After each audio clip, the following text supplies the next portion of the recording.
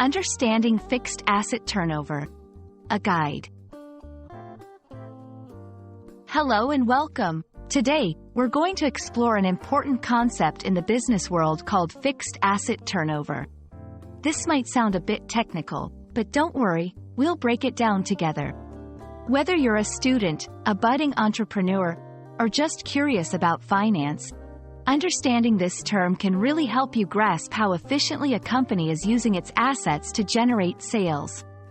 So, let's dive in and make sense of it all. Fixed asset turnover is a financial ratio that measures how well a company uses its fixed assets to generate sales. But first, what are fixed assets? These are the long-term resources a company owns and uses to operate its business, like buildings, machinery, and equipment. Unlike supplies or inventory, which are used up quickly, fixed assets are meant to be used over several years. The formula to calculate fixed asset turnover is quite straightforward. Fixed asset turnover equals sales, average fixed assets. Here, sales refer to the total revenue a company earns from selling its products or services. Average fixed assets is the average value of fixed assets a company has had over a certain period, usually a year. This average is used to account for any purchases or sales of assets during the period. Understanding the fixed asset turnover ratio can tell us a lot about a company's performance. A high ratio suggests that a company is using its fixed assets efficiently to generate sales. This is often seen in well-managed companies with streamlined operations.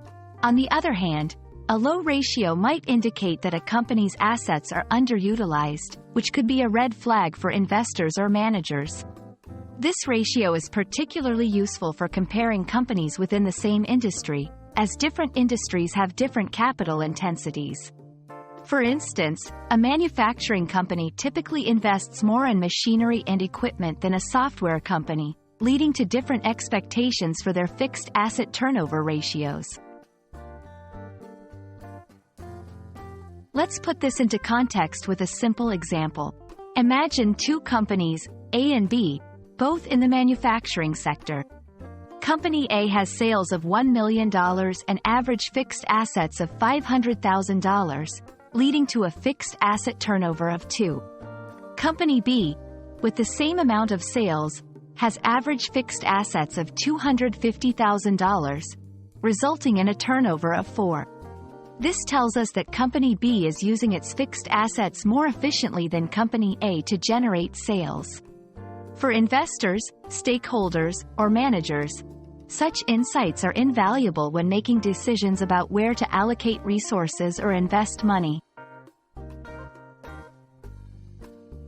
And there you have it, a clear understanding of what fixed asset turnover is and why it matters in the business world. Remember, it's all about how efficiently a company can turn its fixed assets into sales. We hope this video has shed some light on this interesting financial ratio and perhaps sparked your interest in learning more about the fascinating world of finance.